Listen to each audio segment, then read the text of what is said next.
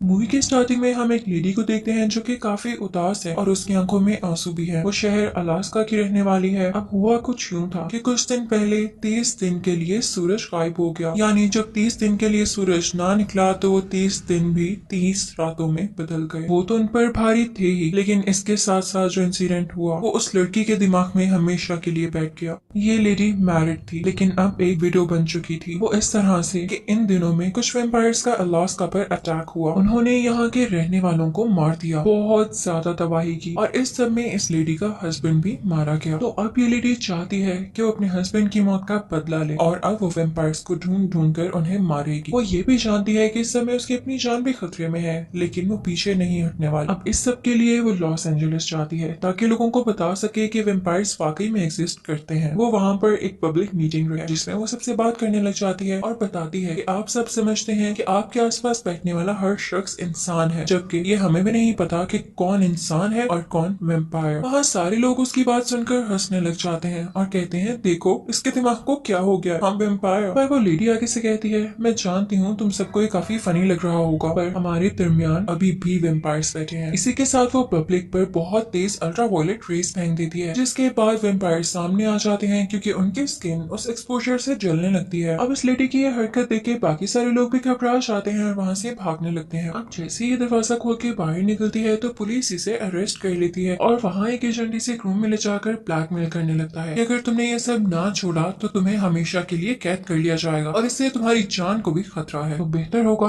कि इस पर रिसर्च और काम करना बंद कर दो। अब ये लड़की जिसका नाम स्टेला है, ये सुनकर काफी दुखी हो जाती है। इसको पुलिस तो छोड़ देती है लेकिन इस वादे के साथ कि अब वो वेम्पायर हंटिंग नहीं करेगी। पर जैसे ही वो अपने होटल के एक रूम में जाती है तो वहाँ उसे 3 लोग मिलते हैं, 2 आदमी और एक लेडी। यहाँ पर ये तीनों स्टेला से कहने लगते हैं कि हम जानते हैं कि तुम वेम्पायर हंटिंग करना चाहती हो, हम भी वेम्पायर हंटिंग ही करने आए हैं, तो आज से मिलकर वेम्पायर्स को ढूंढेंगे और उन्हें मारेंगे। लेकिन पुलिस ने और उस एजेंट ने स्टेला का ब्रेन वॉश किया था, या यूं कह लें कि उसे जान की धमकी देके उसे ब्लैकमेल किया। तो यहाँ स्टेला कहने लग जाती है कि इंसान वेम्पायर्स को पकड़ेंगे, मैंने तो सुना था कि वेम्पायर्स ही हमेशा इंसानों को मारते हैं। तो यहाँ पर बाकी तीनों को बहुत अजीब लगता है कि थोड़ी देर पहले वाली स्टेला को क्या हो गया है। तो उनमें से जो वेम्पायर हंटर लड़की होती है वो बाहर चली जाती है। बाहर जाके वो देखती है कि जिस होटल में वो लोग रुके हुए हैं उसी के सामने वाले रूम में कुछ अजीब सी मूवमेंट है और उसी में से एक आदमी कूदा है और ये जंप कोई नॉर्मल नहीं थी, यानी ये इंसान की जंप नहीं थी। तो उसे पता चल जाता है कि वेम्पायर है, तो वो फौरन से अंदर आकर इनको बताती है कि हमारे कमरे की तरफ एक वेम्पायर आ रहा है। अब जैसे वो वेम्पायर इनका दरवाजा खोलने की कोशिश करता है तो ये दोनों आदमी उसे शूट करके मार डालते हैं। स्टेला जब ये देखती है कि वाकई वेम्पायर्स को मारना पॉसिबल है तो वो भी अब इनकी टीम में शामिल हो जाती है और अब ये चारों मिलकर एक आदमी के पास जाते हैं जो कि एक लाइब्रेरी में है। स्टेला जैसे ही उस लाइब्रेरियन को देखती है तो उसे पता चल जाता है कि ये भी वेम्पायर है, क्योंकि उसकी आंखें ब्लैक होने लगी थी और उसके दांत भी वैसे हो रहे थे। तो स्टेला उस पर गन पॉइंट करती है, लेकिन उसका साथी उसे बताता है बेशक ये वेम्पायर है लेकिन इसे अपना दिमाग कंट्रोल करना आता है और ये हमें नुकसान नहीं पहुंचाए। इनफैक्ट इसकी अपनी फैमिली भी वेम्पायर के हाथों मारी गई। वेम्पायर्स ने इस पर भी अटैक किया था लेकिन वह अटैक इतना सख्त नहीं था कि इसको वो काबू कर सकता। तो अब ये चाहता है कि वेम्पायर से उनका बदला ले, तो ये हमारे साथ ही है। अब यहाँ पर वो लाइब्रेरियन इन सबको बताने लगता है कि तुम लोग जानते हो कि इन सब वेम्पायर्स को एनर्जी कहाँ से मिलती है। इनकी ताकत है इनकी रानी में, जो एक फैक्ट्री में रहती है और बहुत सारे खून को कंज्यूम करके जवान रहती है। तो अगर हम इस क्वीन को यानी वेम्पायर्स की उस खौफनाक रानी को मार डालें तो सारे वेम्पायर्स की एनर्जी भी कम होने लगेगी। और क्योंकि सारे के सारे वेम्पायर्स इसी का कहना मानते हैं, इसी के ऑर्डर पे चलते हैं, तो अब उनको ऑर्डर देने वाला जो कोई नहीं होगा तो हर तरफ पीस हो जाएगा। तो अब ये सारे इस पर प्लानिंग करने लग जाते हैं कि किस तरह से उस फैक्ट्री में उस क्वीन पर अटैक करके उसे मारना है। पर स्टेला जब इस सबको गहराई से देखती है तो वो इस काम में आने से मना कर देती है। वो कहती है कि नहीं, मुझे अपनी जान खतरे में नहीं डालनी, मुझे उस रानी का सामना नहीं करना। ये कहकर वो चली जाती है। तभी उसका साथी यानी वेम्पायर हंटर उसके पास आके कहता है देखो, वेम्पायर्स ने मेरी बेटी को भी मार दिया था, हम सब मिल के ही वेम्पायर्स के खिलाफ लड़ने आए हैं ना, तो हम में से कोई भी पीछे नहीं हटेगा।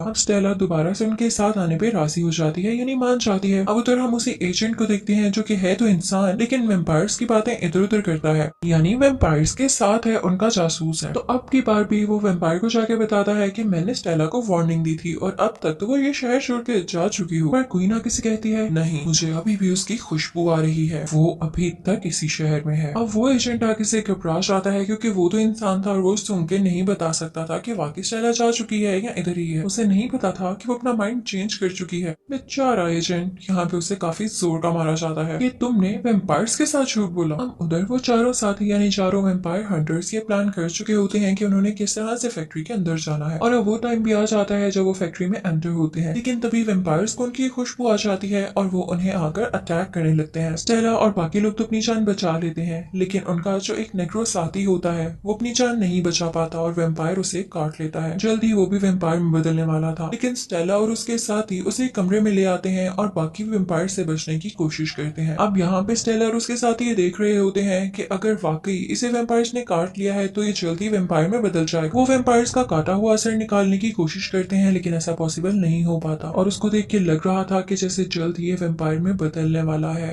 अगर ऐसा हो गया तो वो इन तीनों को भी मार देगा। स्टेला उसके दोस्त से कहती है कि इसे फौरन से खत्म कर दो, इसे मार दो, वरना हम तीनों की जान को खतरा हो सकता है। पर उसका साथी ऐसा करने पे नहीं मानता, क्योंकि वो उसका दोस्त था, वो उसे मारना नहीं चाहता था। तो स्टेला खुद एक बड़ा सा पत्थर उठा के उसके सर पे मारने लगती है और उसका सर कुचल देती है। सबके बाद वो तीनों वहीं पर दुखी होकर बैठ जाते हैं। अब ये लोग यहीं बैठे रहते हैं, रात हो जाती है। तो तभी इन्हें बाहर कुछ आवाज आती है। स्टेला का साथी दरवाजे का स्लाइडर हटा के देखता है तो इनका वही साथी होता है, यानी वो लाइब्रेरियन। वो इनसे आहिस्ता से कहता है, सुनो, सारे वेम्पायर्स रात होने की वजह से अपने शिकार पर जा चुके हैं। मेरे साथ चुपके से आ जाओ और अपनी गन्स, अपने वेपन्स अपने हाथ में ही रखना। जैसे ही लोग थोड़ा सा आगे बढ़ने लगते हैं तो इन्हें एक वेम्पायर मिलता है, जिस पर ये शूट करने लगते हैं, लेकिन उसे मारते नहीं है और इन्हें पकड़कर एक कमरे में ले आते हैं। अब ये सारे लोग उस वेम्पायर से पूछने लगते हैं कि मुझे बताओ तुम्हारी क्वीन कहाँ पर है। तो वो वेम्पायर आगे से कहता है, मुझे नहीं पता कि वो कहाँ पर है। अब वो लोग अल्ट्रावायलेट रे चलाकर उसे टॉर्चर करने लगते हैं, उसकी स्किन जलने लगती है। तो वो वेम्पायर आगे से चीखने लग जाता है, इसे बंद करो, मुझे नहीं पता कि वो कहाँ पर है। हाँ, पर मैं इतना जरूर बता सकता हूँ कि आज से कुछ अर्सा पहले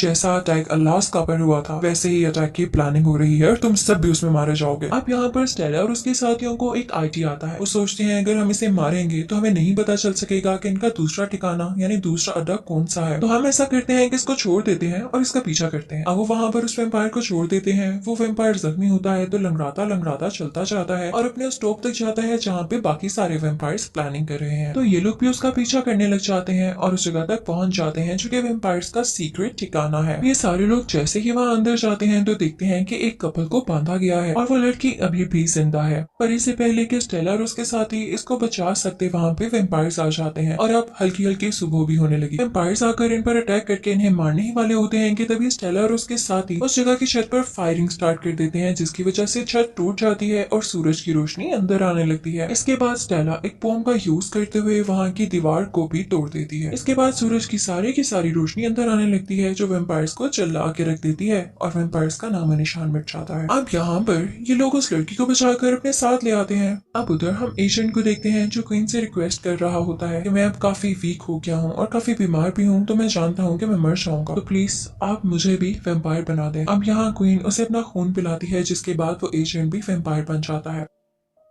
अब स्टेला और उसके साथी उस रेस्क्यू की गई लड़की को अपने साथ लेके आते हैं और उससे पूछने लगते हैं कि वेम्पायर्स ने तुम्हें कहाँ से किडनैप किया। तो वो लड़की बताने लगती है कि मुझे और मेरे साथी को यानी मेरे दोस्त को एक यॉट से किडनैप किया गया था और वहाँ पर और भी बहुत सारे लोग थे जिनका वो लोग खून जमा कर रहे थे। लेकिन तभी वहाँ पर दरवाजा नॉक होता है। आप लाइब्रेरियन जो कि आधा वेम्पायर है और आधा इंसान, वो दरवाजे पर जाकर हल्का सा झांकता है, पर तभी बाहर जो एजेंट खड़ा होता है जो कि मुकम्मल तौर पर वेम्पायर बन चुका है, उसे शूट करके उसे मार डालता है और अब अंदर आ जाता है। लेकिन ये चारों से देखकर गाड़ी में बैठते हैं। एजेंट वेम्पायर भी इन पर मुसलसल यानी कॉन्टिन्यूसली शूटिंग कर रहा होता है और ये भी आगे से उसको शूट कर रहे होते हैं। लेकिन आखिरकार उस जगह तक पहुंच जाते हैं जिसके बारे में लड़की ने बताया है कि यॉट पर और भी लोग हैं जिन्हें वेम्पायर्स मारकर उनका खून जमा कर रहे हैं। तो यहाँ पर स्टेला उस लड़की से कहती है कि तुम यहाँ से चले जाओ, हम इस यॉट के अंदर जाएंगे। अब वहाँ जैसे ही स्टेला थोड़ा अंदर जाती है तो छुप कर देखती है कि एक वेम्पायर जो कि सूरज की रोशनी से जल चुका है, उस पर खून डाला जा रहा है, तो वो दोबारा से बिल्कुल जिंदा हो गया है। तो यहाँ पर अब स्टेला को समझ आ जाता है कि वेम्पायर्स को मारने के लिए उन्हें सूरज की रोशनी से जलाना काफी नहीं, बल्कि उनकी गर्दन काटना भी जरूरी है। यानी अब इनका मिशन और भी ज्यादा मुश्किल होने वाला है। यहाँ पर अब स्टेला की साथी जो कि लड़की है वो काफी ज्यादा डर जाती है और कहती है कि क्या हम यहाँ से वापस जा सकते हैं, मुझे सब कुछ बहुत मुश्किल लग रहा है। पर स्टेला कहती है अब यहाँ आ ही गए हैं तो वापस नहीं जाएंगे। और सोचो अगर ये पूरा का पूरा जहाज जो कि वेम्पायर से भरा हुआ है किसी और शहर चला गया तो ना जाने कितने और और घर उजड़ेंगे। अब जैसे ही वो उस यॉट के अंदर दाखिल होते हैं तो बच्चे से लेके बड़ा तक हर इंसान मारा हुआ होता है और वेम्पायर्स ने उनका खून निकाल कर जमा किया होता है। ये लोग जैसे आगे बढ़ते हैं तो देखते हैं कि कैबिन में एक आदमी खड़ा है, उसकी बैक इनकी तरफ हो रही है तो स्टेला और उसके साथ इस पर गन पॉइंट कर लेते हैं। लेकिन जैसे ही वो पीछे मुड़ता है तो उसकी आंखें भी ठीक होती हैं और उसके दांत, यानी वो वेम्पायर नहीं बल्कि एक मासूम सा डरा हुआ इंसान होता है जिसकी फैमिली को वेम्पायर्स ने अपने कब्जे में लेकर मार दिया था और बस अब मजबूरन इस आदमी को उन वेम्पायर्स की बात मानना पड़ रही थी। वो उनसे कहता है कि मुझे भी अपने साथ ले लो, पर तभी वहां पर वेम्पायर्स आकर उसे शूट करके मार डालते हैं और साथ ही साथ स्टेला की उस साथी को भी जो डर रही वो उसे ले जाते हैं और उसे भी गोलियों से मार देते हैं। जिसके बाद स्टेला और उसका साथी अकेले रह जाते हैं और काफी दुखी होते हैं और अब वो डिसाइड करते हैं कि वो किसी एक वेम्पायर को भी जिंदा नहीं छोड़ेंगे। अब जैसे जैसे ये दोनों आगे बढ़ रहे होते हैं तो तभी एजेंट भी आ जाता है और इन दोनों को पकड़ के बांध देता है। साथ ही साथ वो स्टेला के साथी के बाजू पर एक बहुत बड़ा कट लगाता है और उसके साथ एक कंटेनर रख देता है कि इसके बाजू से खून बहता बहता एक कंटेनर भर जाए और इसकी डेथ हो जाए। पर यहाँ पर स्टेला अपना हेका छुड़वा के पहले खुद को आजाद करती है और फिर अपने साथी को, और इस दौरान वो एजेंट को भी बहुत बुरी तरह से मार डालती है क्योंकि वो जानती थी कि उनकी जान किस तरह से ली जाती है, यानी वेम्पायर्स को किस तरह से खत्म किया जाता है। इसके बाद ये दोनों फौरन यॉर्क के कंट्रोल रूम में जाते हैं और वहां जाके तोड़ फोड़ करने लगते हैं ताकि यहाँ की लाइट चली जाए और सारे वेम्पायर्स कंफ्यूज हो जाएं कि कहाँ जाना है। साथ ही साथ ये यॉर्क चले भी ना। लेकिन तभी वहां पर वेम्पायर्स की क्वीन आ जाती है और स्टेला के आखिरी बचे हुए साथी को भी मार डालती है। स्टेला यहाँ से फौरन से भागकर छुपने जाती है। उसे एक ऐसा कंटेनर नजर आता है जो खून से भरा हुआ है, वो उसमें जाकर छुप जाती है और जब क्वीन वहां पर इसे ढूंढते ढूंढते आती है तो उसे स्टेला कहीं नहीं दिखती और तभी स्टेला उस कंटेनर से बाहर आके उस क्वीन की गर्दन उड़ा देती है। तभी वहां पर बाकी सारे वेम्पायर्स भी आ जाते हैं, पर वो देखते हैं कि उनकी क्वीन मर चुकी है तो वो एक लंबा गहरा सांस लेते हैं क्योंकि अब उन्हें कोई ऑर्डर नहीं देगा और वो जैसे चाहें जी सकेंगे। और साथ ही साथ वो स्टेला से भी डर चुके थे क्योंकि जो लड़की वेम्पायर्स की क्वीन को मार सकती है वो वेम्पायर्स को तो चुटकियों में मार सकती है। तो अब यहाँ पर पीछे हटने लगते हैं और स्टेला को गुजरने का रास्ता दे देते हैं। अब स्टेला वहां से जाकर वापस अपनी सिटी अलास्का आ जाती है और उधर वेम्पायर्स को पुलिस पकड़ लेती है। शहर में दोबारा से पीस वैसा ही वापस हो जाता है। स्टेला को आइडिया आता है कि क्यों ना वो अपने हस्बैंड की डेड बॉडी में वो खून डाले और उसका हस्बैंड जिंदा हो जाए क्योंकि वेम्पायर्स ने ही उसे मारा था तो वो भी वेम्पायर बन के ही मरा होगा। तो स्टेला घर आते ही अपने हस्बैंड की ग्रेव को खोदने लगती है और उसकी डेड बॉडी अपने रूम में लाके रखती है जो कि काफी गलत सड़ चुकी होती है। स्टेला अपने बाजू पे बहुत गहरा कट लगा के उसकी बॉडी और उसके मुंह में खून डालने लगती है और ज्यादा खून बह जाने की वजह से वो वहीं पर बेहोश होकर गिर जाती है। पर जब उसे होश आता है तो उसका हस्बैंड बिल्कुल ठीक ठाक हालत में उसके सामने खड़ा होता है। उसे फौरन से गले लगा लेती है और बहुत खुश होती है। पर हमें बैक सीन से दिखाया जाता है कि उसका हस्बैंड अब वेम्पायर बन चुका है क्योंकि वो पहले भी वेम्पायर बन के ही मरा था और अब भी वो वेम्पायर ही है और उसे उठते साथ ही खून की तलब होती है, खून की प्यास लगती है। वो अपनी ही बीवी के शोल्डर पे काट लेता है, यानी अब स्टेला भी वेम्पायर बन जाएगी। इसी के साथ ये अजीब सी मूवी यहीं पर एंड हो जाती है। Thank you for watching.